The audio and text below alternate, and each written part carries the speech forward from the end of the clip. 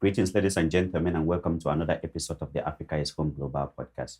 Today, our topic of conversation will be the security and safety of the African people. And joining us directly from Ghana, Accra, is our good friend, Mr. Fidel. Thank you so much, sir, for joining us. Thank you. I'm very privileged to be on your prestigious platform. Thank you so much. So how are things in Ghana? I know Ghana is now among the top 10 economic stable countries in Africa. Yes, yes, we are doing good socially.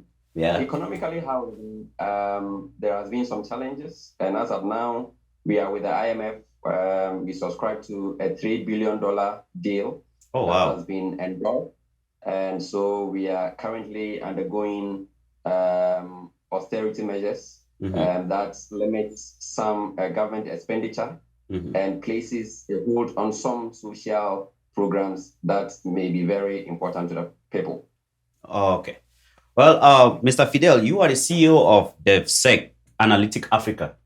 So what exactly do you guys do, and what does DevSec stand for? All right. Yeah.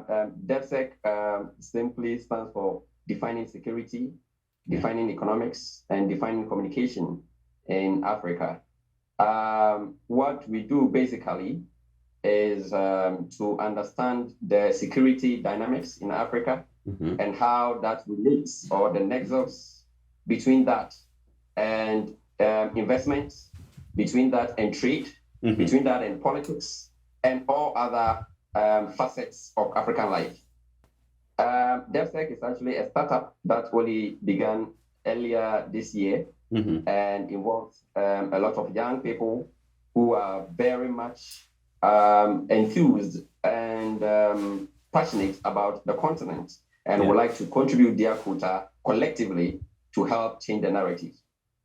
Consequently, we deal with investors who seek to come to Africa from without and within, moving trade between African states, and how we support them with this, because investment is only as good as there are peaceful environment and secure environment to do it.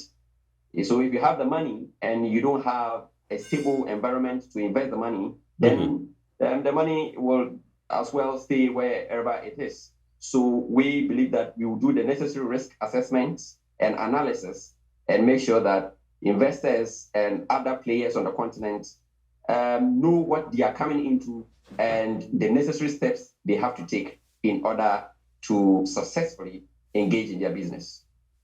You know, this is actually great, because I've had a chance to talk with a lot of foreign investors, but they are really skeptical about investing in Africa because we are very unstable. They say if you go put maybe a $1 million here, and in the next 3 years, there's a political problem, and then you will not be guaranteed to get that out. So thank you guys so much for doing this. Well, you have had a chance to work with different organizations and governments in the security department of the African people. So in your opinion, do you think the African people are secure and safe as they always sell it out that we do? Yeah, that's an interesting question.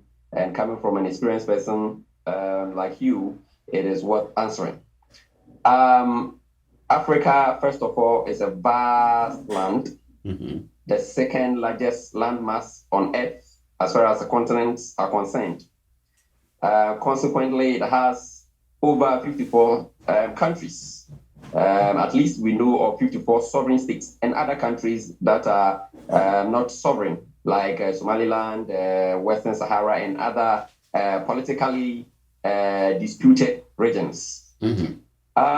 So it makes Africa not monolithic. It means Africa is diverse. It's made up of different countries with different aspirations and different security environments. So sometimes, like you mentioned, some investors try to use a situation in, let's say, Somalia as a representation of the whole continent. Mm-hmm. That is often erroneous.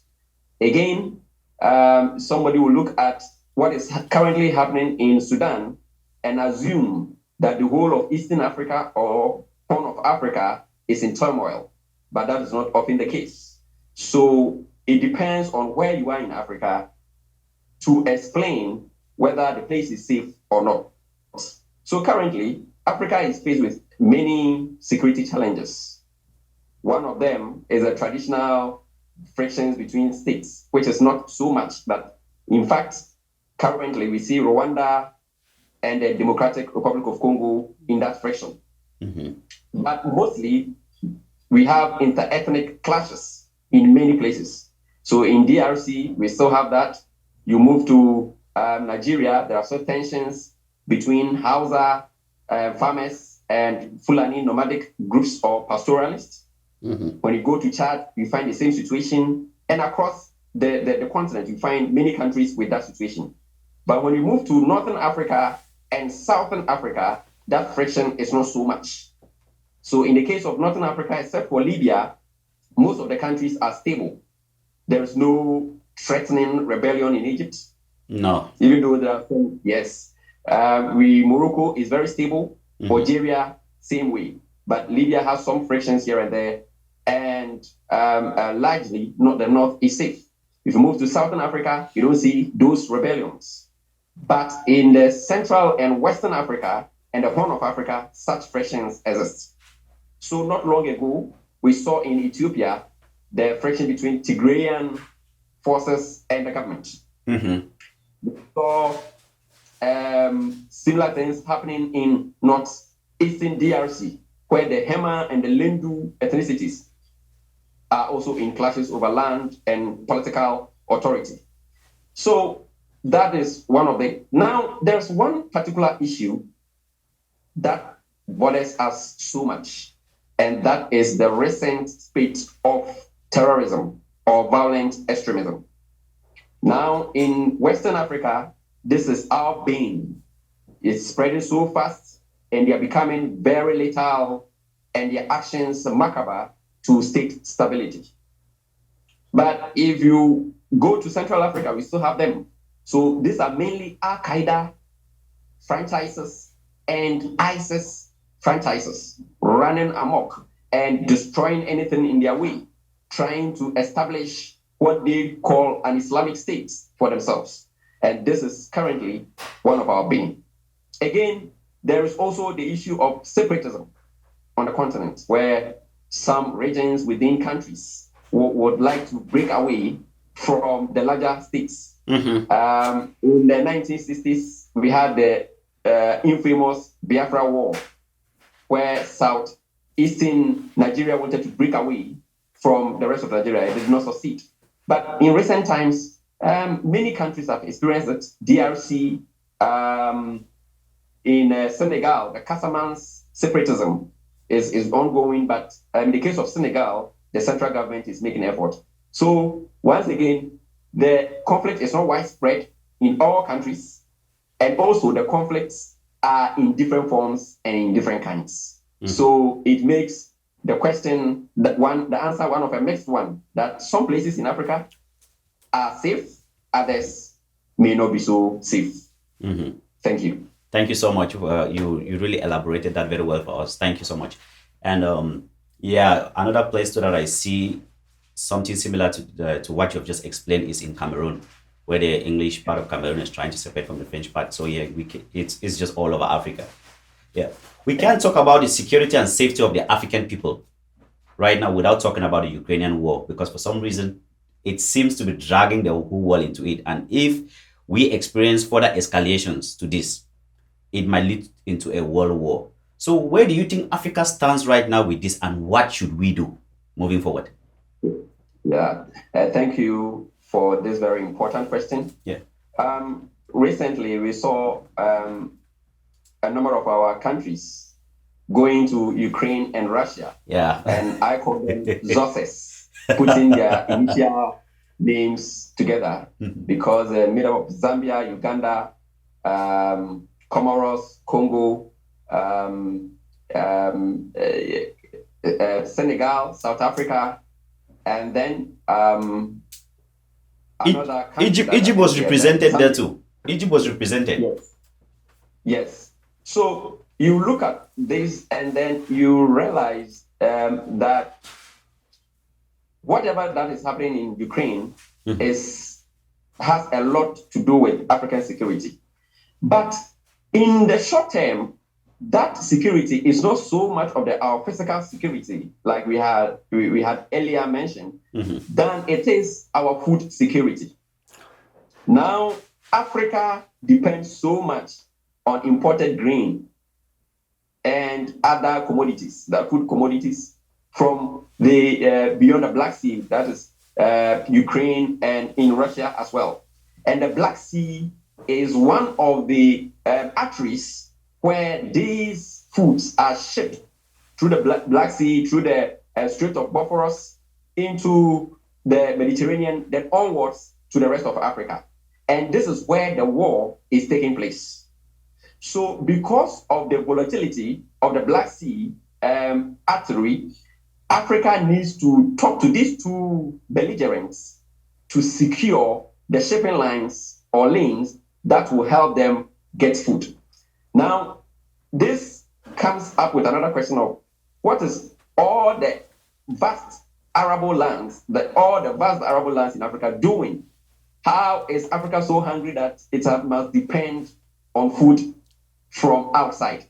But before we come to that, I also have to answer your question first. And so the danger that this war poses is much of food security.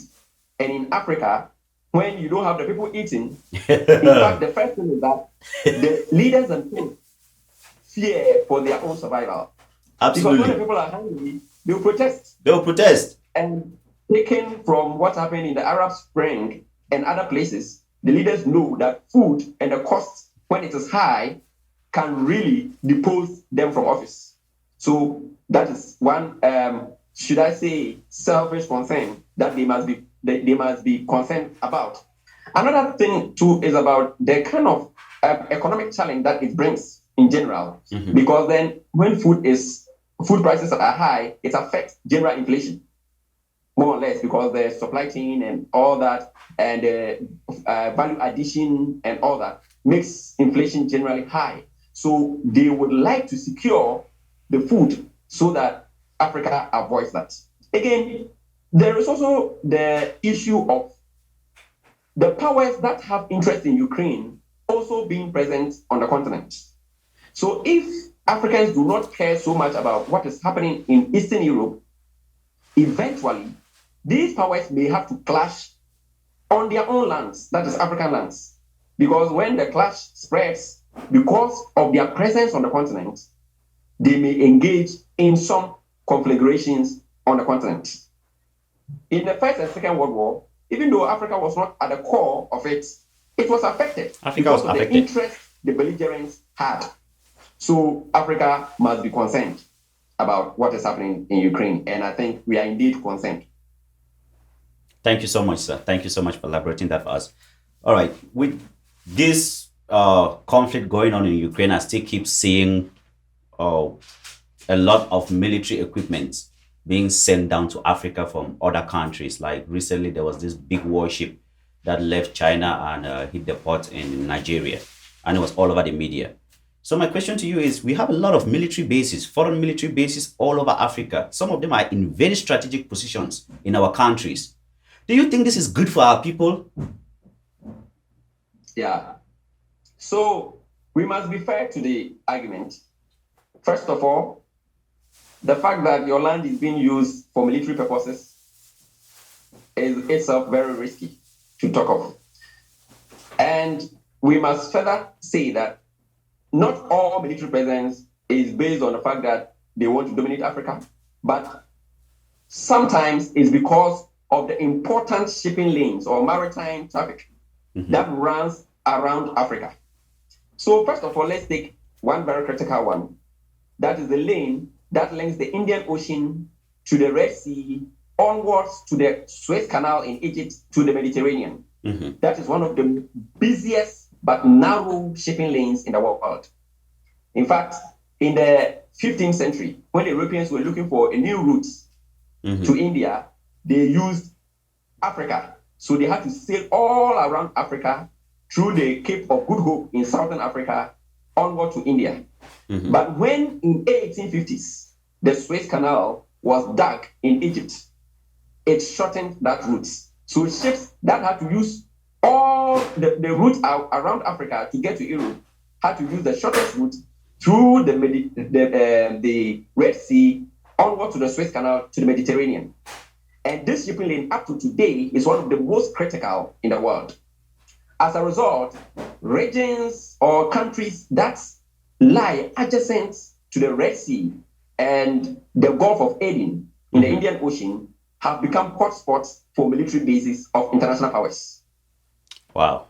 Because they want to secure the lanes of their businesses or their shipping activities. Now, there's one interesting country, Djibouti. Yeah, Djibouti is a very small country, very small. In fact, even Republic of Togo is bigger than Djibouti. And yet, it has not less than 4 military bases within its territory. It has a US military base, it has a French military base, a Chinese military base, and an Italian military base. And from the look of things, more countries are looking forward to establishing bases there. Absolutely. One is that it lays just at the neck or at the entrance of the Red Sea from the Gulf of Aden in the Indian Ocean, from the Indian Ocean to the Red Sea. That's where it lays. So it means that any country that secures the lane can protect its interest, shipping interests, to and from Europe and Asia. That is to and fro from Europe and Asia. And that has brought military bases in the region. In fact, Russia was in talks with Sudan to establish a base on the Red Sea because Sudan also lies along that lane. And Russia wanted a base over there. And the current crisis that is going on, there's a lot of twists and turns because of that proposed Russian presence on the Red Sea. Because Western nations do not want Russia to have a military presence in that particular place. Because in the case of international conflicts, Russia would exercise a chokehold in that place. And that will mean that maritime traffic will have to come to a halt. And that is what they don't want. That's one of them. Now, apart from that, the resources of Africa, and that is very clear and apparent, that countries want to secure the resources of Africa. And so they would like to establish bases all across Africa. There are many, many military bases that are springing up. Recently, China, and as you mentioned, docked on the shores of Lagos. Yeah. With military flotilla, or should I say battle group, because it involved 3 ships, a destroyer, a frigate, and a supply ship that often accompany these ships when they are going overseas or long journeys. China's defense used to be very defensive, or military used to be very defensive in the Cold War and even after the Cold War. Currently, however, they are building aircraft carriers and other equipment that shows that it wants to expand its tentacles. And one of its most important overseas base is what is in Djibouti. That shows that China is having the appetite to be in Africa. US is already well established there. France is around. Russia, by the use of Wagner, will establish itself. But in recent times, when the Wagner leader rebelled, from what we see, Russia is likely to take an open stand on its military presence on the continent. So this will help them secure the resources, the gold, the cobalt, the copper, the bauxite, and many other rare earths that Africa is having an unending supply and deposits of. Wow. There's a lot that is bringing these military bases to Africa. All right, Mr. Fidel, let's continue. I was watching an interview of Professor Pielo Lumumba. I know you probably have seen some of his interviews. And he said, in quote, "Sometimes I wish Africa had nuclear weapons." So do you think this is something we should be encouraging for Africa? Because from what I'm understanding, he meant we are so vulnerable without a nuclear weapon in a world where everyone owns one. So is this something you would encourage for Africa? First of all, before I come to the actual words of the venerable professor, Yeah. I would like to say that having nuclear weapons may help you evade or avoid an all-out invasion. However, having nuclear weapons cannot stop you from being vulnerable. Okay. For instance, we know of Pakistan. Yeah, Pakistan has nuclear weapons. In the nuclear armament race that it had with India, in 1974, India joined the nuclear club of the world by detonating, getting the bomb. In the 1990s, Pakistan also joined because they are rivals. But clearly, we see Pakistan as one of the most volatile states in Southern Asia. The political no prime minister has finished his term ever since its independence. Even the military leaders who use force to stay end up getting assassinated or running away from the country. Whereas Pervez Musharraf is in exile and things like that. So vulnerability has nothing to do with nuclear weapon. But there's also a history. Africa once had a nuclear weapon. And which country was that? That was Southern Africa or South Africa as a country, but under apartheid or apartheid South Africa. But they were able to produce half a dozen bombs. But at the dawn of transition to real democracy in South Africa, these weapons were given up and surrendered and destroyed so that South Africa became a non-nuclear power. So now Africa doesn't have the nuclear weapon, but the professor may have more to explain on why he feels that Africa should have it. But now, if Africa should have it, with 54 independent states, who is going to be the custodian of such weapons? That is the first question that may come up. Another thing too is that, is it a priority?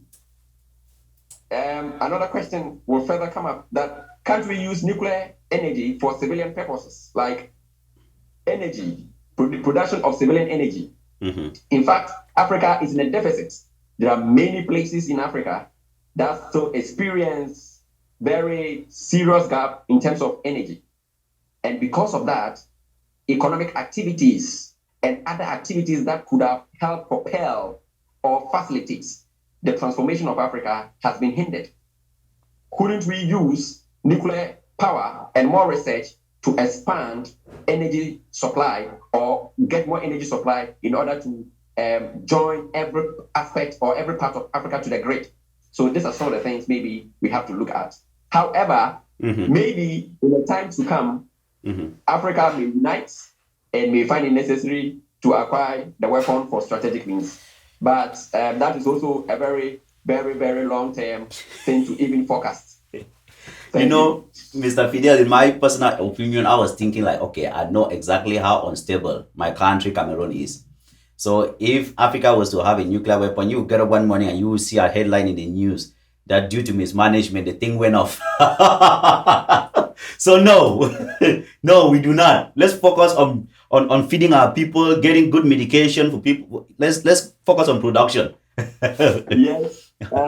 You see, this reminds me, for some time ago, when I saw that so many militaries are adopting drone technology and armed drones were being used, and recently it's in Africa. I wrote some articles some 2 years or 3 years ago that in the case of Africa, using armed drones could be very dangerous because detectors can use it against their own populations. Yeah.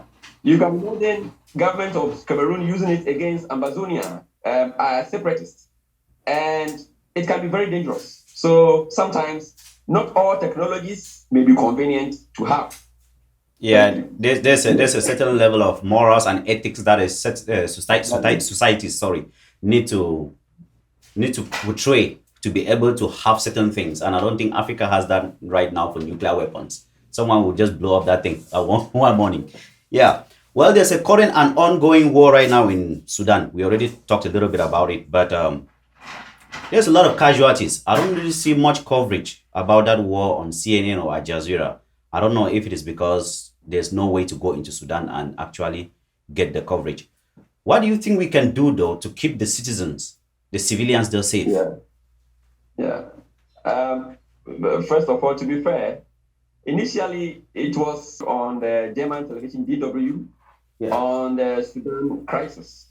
Mhm. However, over time, the media fatigue has set in just too fast because Ukraine started before Sudan, yet Ukraine is still on the headlines. And every now and then, we see their leader lobbying and, taking every opportunity to be in front of the camera. Mhm. So I would see that the fatigue has set in, just like any other conflict that has occurred in Africa. I mean, when it starts, it takes the headlines, and over time, fatigue setting and nothing is being done. But to the civilians that you talk about, in fact, not long ago in a different podcast, I was saying that when two elephants fight, is the ground or the grass that suffers. Mhm. And that is an African proverb. And in fact, the ground in Sudan here is the people. It represents the people. And the people who wants democracy after the overthrow of al-Bashir, which they had started before the military forced him out. They had started on the streets. Yet the military has been able to hijack these efforts. And now what is happening in Sudan has nothing to do with the civilians.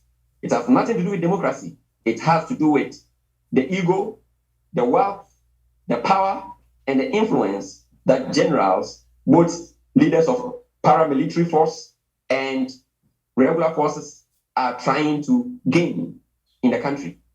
And the plethora of peace efforts Mhm.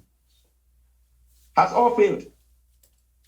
In fact, they have fallen on rocks.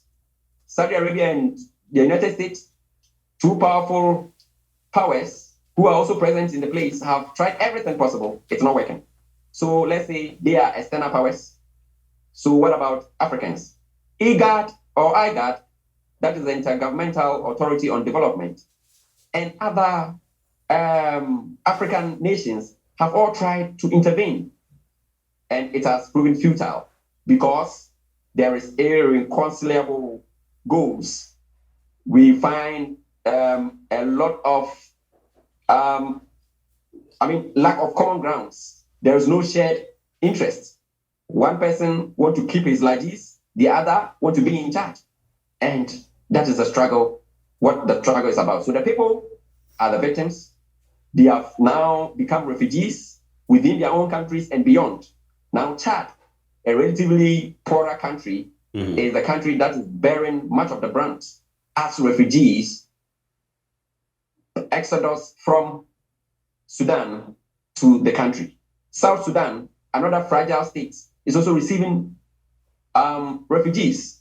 And in fact, my brother, in the region, all the countries there are volatile. They are weak countries. They are all facing challenges. Even Ethiopia and Egypt, that are relatively strong, have internal problems that they are still facing. But there is one glimmer of hope. 3 days ago, the Egyptian president, Al-Sisi, met Abiy Ahmed, the Ethiopian prime minister, and they have decided to, first of all, resolve the River Nile issue that is raging between them, and then look at Sudan. And I think that if they come together single-handedly, none of them can do it because they all have interests.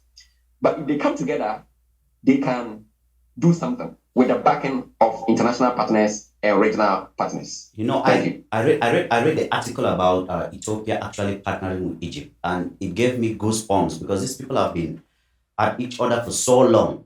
I was so happy that they're coming together to see what they can do about the situation in Sudan. This just goes a long way to show that Africa is finally waking up. Yeah, we are finally beginning to understand that we are our brothers' keepers, and for us to ever get there, we need to unite Africa. This is really good for them, and I would Mm. also want to use this But opportunity. Go ahead. that reminds me. Egypt Mhm. for so many decades has withdrawn from the expected leadership that is supposed to provide in Africa. Egypt has been a very long civilization. Granted, democracy has not been too well there, but it still has some role to play. Ever since the 90s, when Hosni Mubarak, an assassination attempt on Hosni Mubarak was foiled in Addis Ababa in the 90s, it's kind of created a gulf between the sub-region and Egypt. Even though it was no orchestration of Ethiopia, but it felt that they were not safe in the sub-region. And so its politics has been more consequential in West Asia or the Middle East rather than the rest of Africa. And I think that this is the time that LCC should look at this, because recently he was having some issues with the Turkish president, and they have been able to bury the hatchet in recent times, and they are establishing full diplomatic relations. If you could have peace with Turkey, then you can do more in your own continent. So I think that this step that he's taking with Ethiopia is the beginning of something great that is yet to come. That's what I see. This is great because, like you rightly pointed, Egypt is such a big country in Africa, and so many people look up to countries like Egypt, Ghana, South Africa, and Nigeria. Yeah, the rest of Africa basically follow these four countries. So it is very important that he gets more involved in the affairs of Africa as a continent, not just Egypt alone. So yes, thank you so much, Mr. Fidel. My next question to you is a lot of military training across Africa is from Western countries.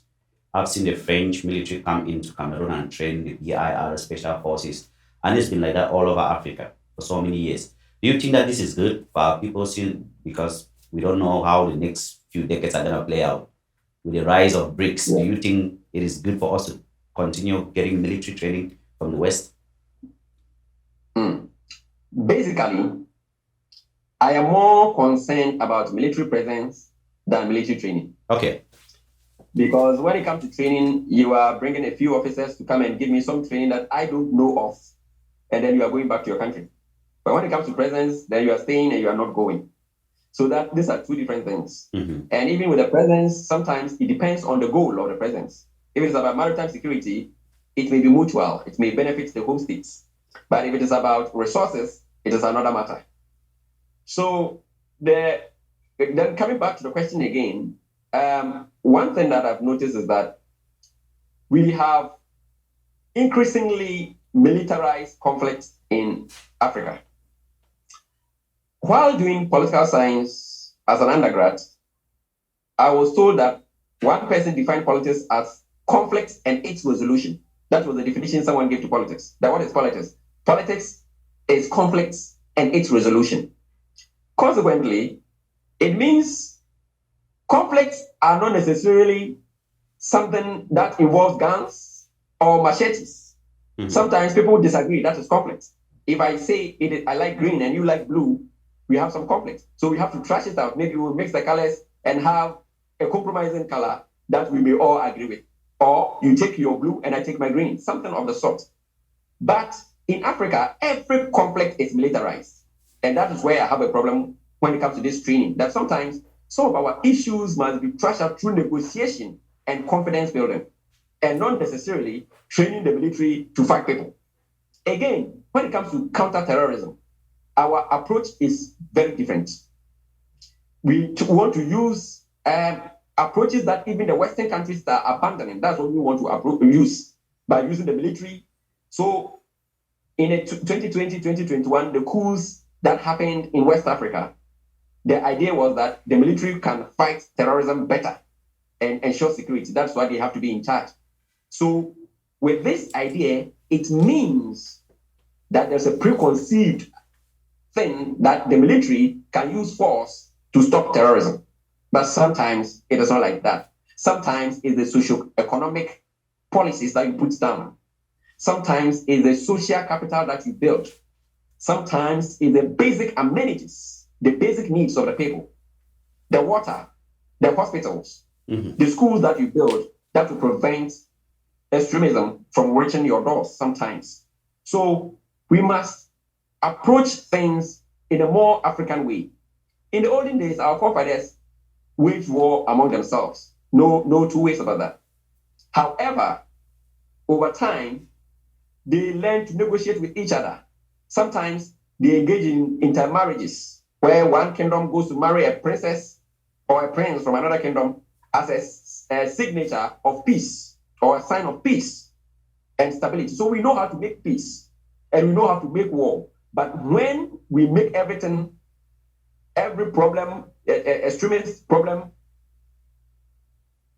that come to look like its solution is with a gun, it becomes a bigger problem for us to solve today and tomorrow. Thank you. Thank you so much. Thank you. All right. Now we are already on the topic of terrorism. We can't talk about security and safety of the African people without really diving into this rising terrorist groups, like you rightly stated at the beginning of our conversation. So, how do you think we can better manage this terrorism that is disturbing African countries all the way from the central part of Africa down to south? Mm. So it means that I just have to continue from where I stopped. Yeah. But there is something that is very important, that even with terrorism and violent extremism, we have different kinds. We can't put all in the same basket. No. Yeah. There are some terrorism that is homebred. The government, the actions of the government creates that kind of terrorism. That is one. We have others that is as a result of global terrorism, like Al Qaeda trying to set up a franchise in West Africa, in Central Africa, and other places, and ISIS doing the same. That is another. Now, the homebred one. What gave birth to Boko Haram? So, in the 2000s, there was this vigilante group that were made up of radical Islamists. A radical Islamist is not necessarily a terrorist. He believes in radical Islam. Now, these people felt that Western education was haram. And in fact, we've seen West ideas propounded by Westerners, saying all kinds of things. But people still tolerate them because they are part of the political system. But what actually gave birth to Boko Haram is how that radicalism was handled. Sometimes when people are being radical, as government, you sit them down and give them something worth considering to change their radical ways. But when you capture their leader and summarily kill him, the police that captured Abdullah Yusuf, who was the founder of Boko Haram, executed him extrajudicially. They engaged in extrajudicial execution, where they murdered the guy, and then his followers became the radicals that we see today in Boko Haram. Over time, this group became so effective that they attracted the attention of global terrorists like Al Qaeda, where they started swearing allegiance to them. So sometimes government policies, the way security is handled, if someone wants to separate, feel that he wants to separate himself from Cameroon and call himself Amazonia, give him reason not to. And don't use force against the person. Give him reason not to. But if it is about opportunities that he's not having, give the opportunities. Shared growth. In Africa, you hear of 6% growth, 7% growth, but that growth belongs to the minority.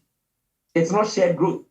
So sheer growth is not shared growth. And I think I will have an article on that. That when we see sheer growth, that in the figures 9%, 10%, next year, Senegal is growing above 10%, one of the highest on the continent.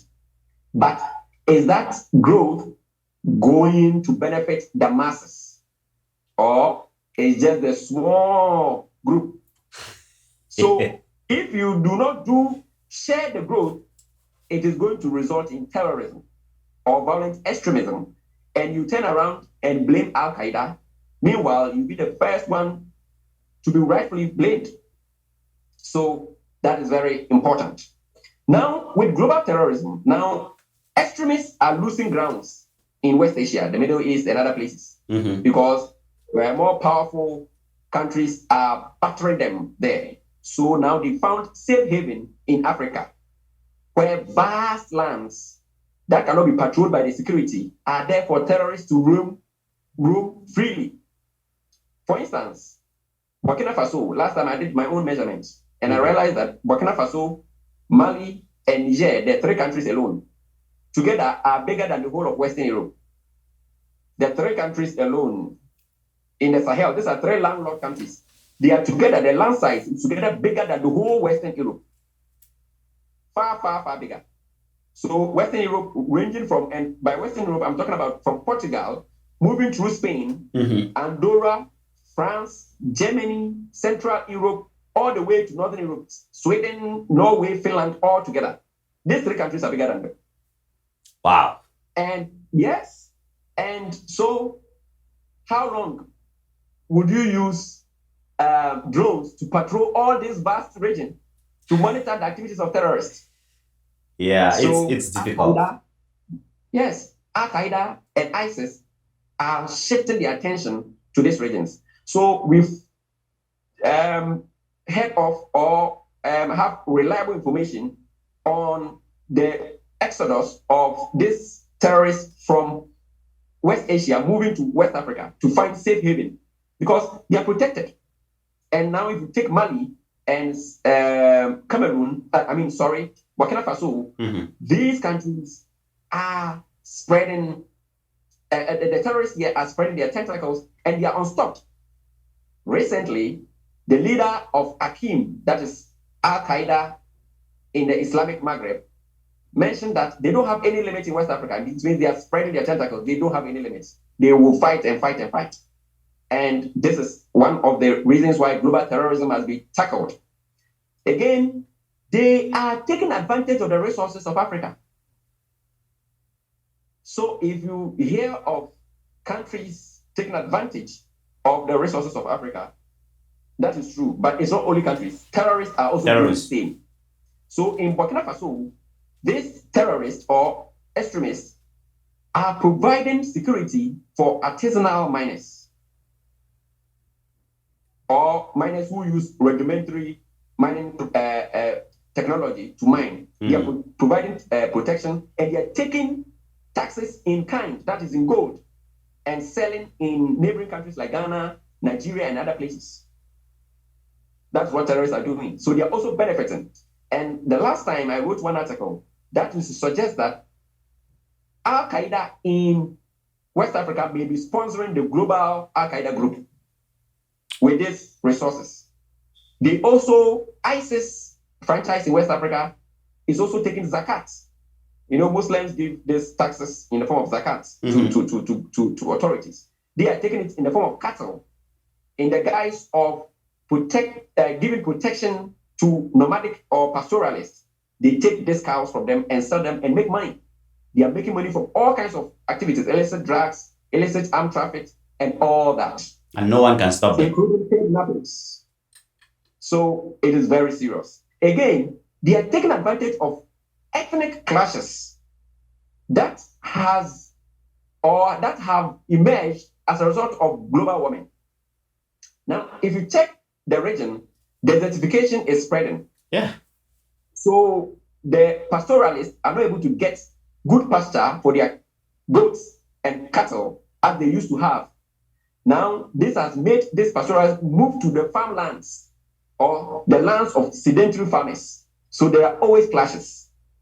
Now, what these terrorists are doing is that they side often with the nomadic people and promise them protection from these clashes. Because these clashes are ethnic in nature.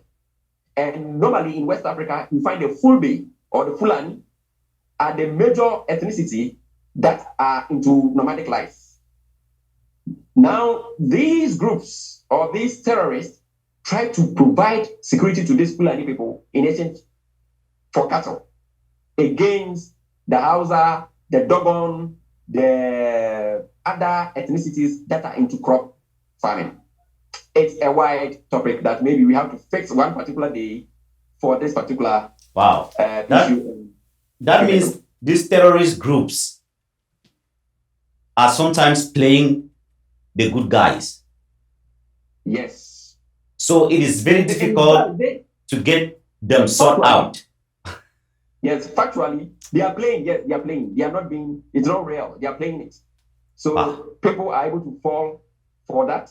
And sometimes people, they use that as a method of recruitment where or a means of recruitment where some of these Fulani young people join their ranks because they see them as good people who are giving them protection, and they end up recruiting them into their ranks. Would you blame them? The government is not acting. The government is not showing up. It's not doing what they're supposed to do. So these people are showing them, hey, we can be the good leaders. We are the people you need. They are joining them. They are going with their experiences and what they have. So what is the ECOWAS? What is the ECOWAS doing about this? Yes, from you being from Cameroon, the assumption is that you know very well about ECOWAS, but for the purposes of this discussion, yeah, you definitely ask me. You know, ECOWAS, I wouldn't call it all bad because in Sierra Leone and Liberia in the 2000s, ECOWAS made sure that there was some peace there, and it's one of the things that ECOWAS always take credit for, and it's rightly so that they actually intervened. Countries like Ghana, Nigeria, and other regional forces intervened and saved the day. However, in the case of terrorism, it seems overwhelmed in that countries also have their domestic problems. Countries that are not affected directly have their domestic problems, and they wouldn't want to stretch or get overstretched by the presence of this extremist. So they are limited on what they could do. However, in the 2013, when this Islamic State was established in the Sahel, ECOWAS member states contributed forces to the UN peacekeeping mission that was stationed in Mali and other places. But then again, the military junta is in, and they are asking all these UN forces to leave because they feel that they can do it with the help of Wagner and other forces. But then I think that ECOWAS still has a lot to do. Last weekend, or a week today, the president of Nigeria was elected as the new chairman of ECOWAS. Yeah.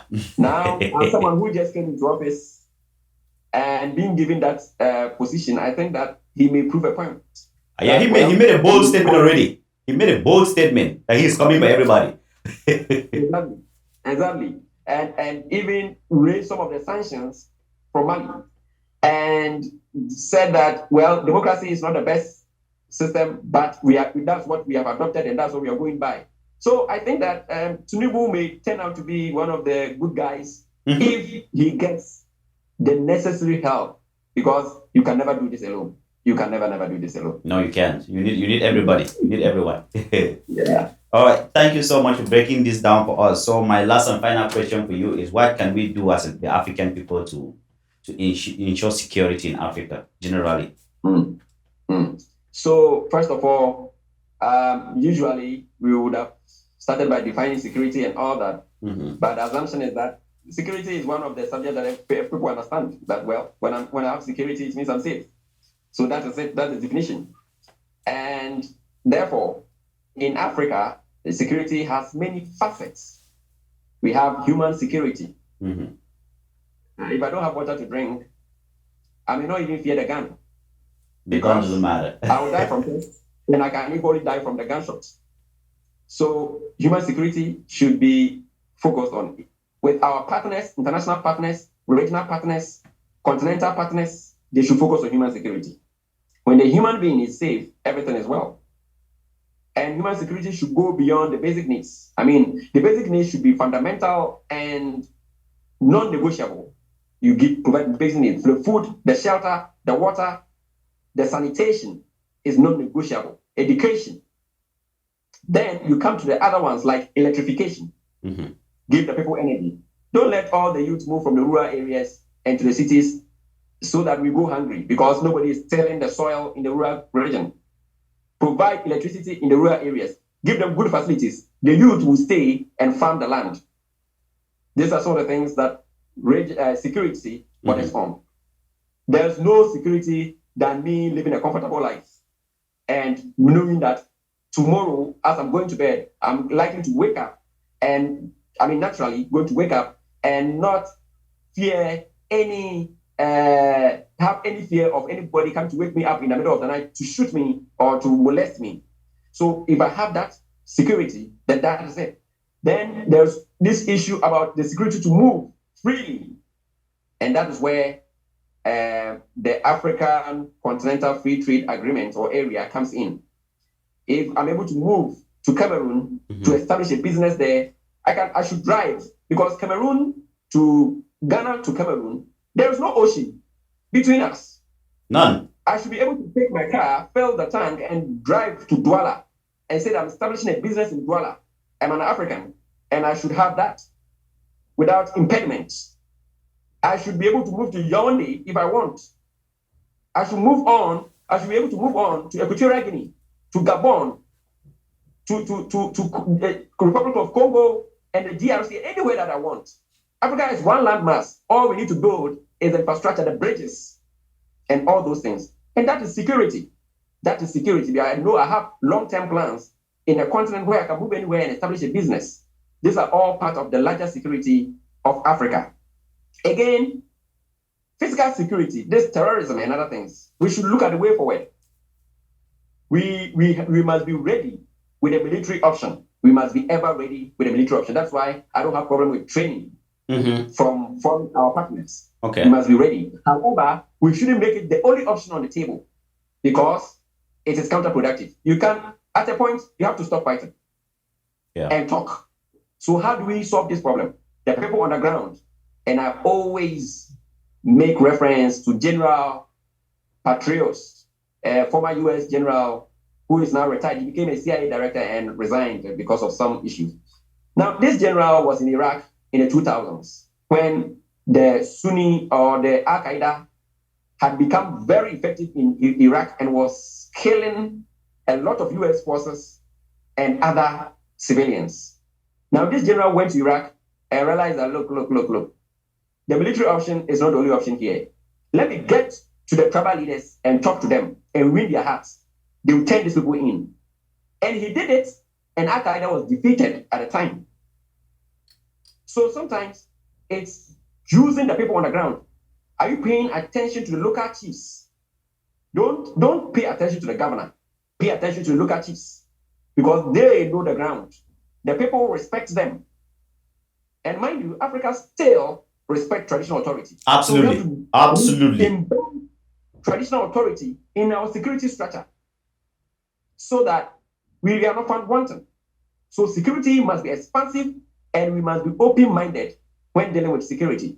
We must not deal with security like we are thinking about the Second World War or the First World War era security philosophy. We must look at the modern era, see how terrorists are using modern technology to gain advantage, and also adopt it and make sure that we use it very strategically for the long-term peace of our great continent. Thank you so much, Mr. Fidel. Thank you so much. You rightly explained that. Thank you. So, is there anything you would like to take this opportunity to advertise to our audience that you're working on? Okay. Thank you so much for this opportunity.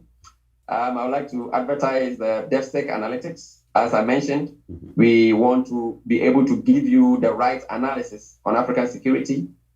We want to talk about opportunities here. And so when you go to our page, DevSec Analytics Africa Limited, it's on LinkedIn.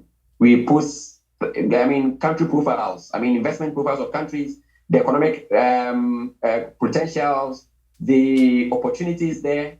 Not long ago, I spoke to one investor who is British but has been in Africa for a while. He's interested in domestic airlines or flights, aviation. And that is Mr. Gerald McQuagan. I think he should be a Scottish or a British. He's a British. And he, if you listen to him, he means so well for the continent. And because DRC is one vast country, its infrastructure is not the best, but investment is coming in there, and he wants to help with the movement of people from one place to the other. And he wants to make it as affordable as possible so that the middle class or the working class will be able to afford to move from one place to the other. These are some of the opportunities that DevSec want to explore and consult on, give you the right advice, and so that you can make right choices in respect of investment. So basically, that is what I would like to talk about for now. All right. Thank you so much. And if you ever need us to do any form of publicity for you, just reach out. Thank you so much for joining us today, Mr. Fidel. Thank you so much. All right. Thank you so much. Thank you so much. I see this as a big opportunity and a privilege, especially talking to my African brother. Thank Thank you you, so brother. much. Thank you.